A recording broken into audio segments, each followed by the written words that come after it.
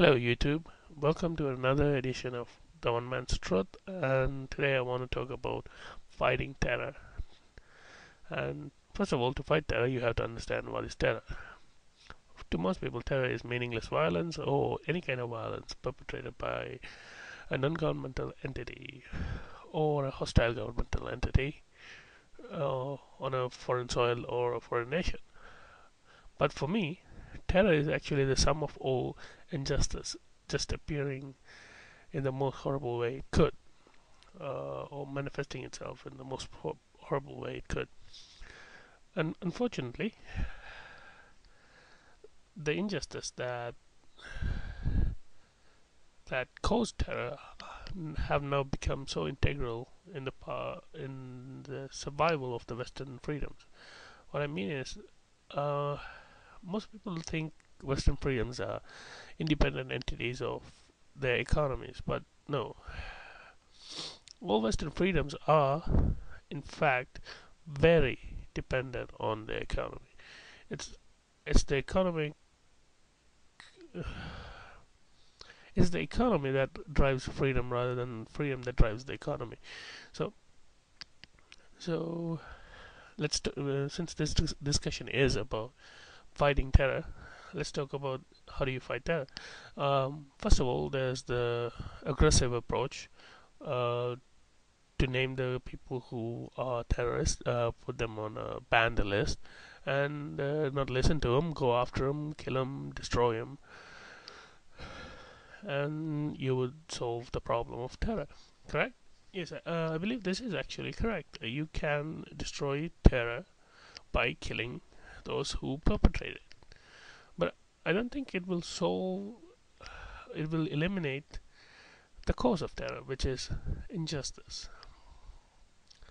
So, what it does is it eliminates that faction which is becoming a problem, while all the economic realities of the West will force other people to be exploited and undergo severe injustice, in resulting of which will result in the creation of a new terror or new group of terrorists.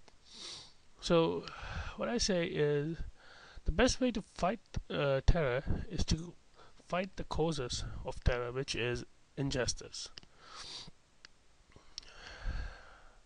This means when a group of people are being oppressed, are being denied their rights by a governmental entity,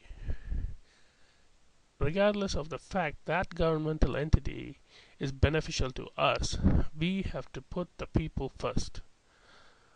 To say that, hey, what you're doing to your people is unacceptable, even though it might be beneficial for us, we are saying no to you. We will boycott you. We will force our governments not to deal with you because you guys are perpetrating evil, injustice onto your people. This way, you make injustice an unprofitable or injustice becomes unprofitable, unsellable, and and since it is not economically viable to be unjust or unjust towards a group of people, the cause injustice becomes unviable because this is all economy. So when injustice becomes unviable, it will stop, and when injustice stops, terror stops. And this brings me back to my previous video. Right now, most of the world does not care about the 300,000 people living in internment camps and concentration camps in Sri Lanka. These are Tamil people. Their freedom fighters were listed as banned terrorists. Nobody really wants to talk about them. They are untouchables. So injustice can be done to them, and the economic benefits of injustice will feed the doers of injustice, making injustice profitable for them. So here is my challenge again, YouTube.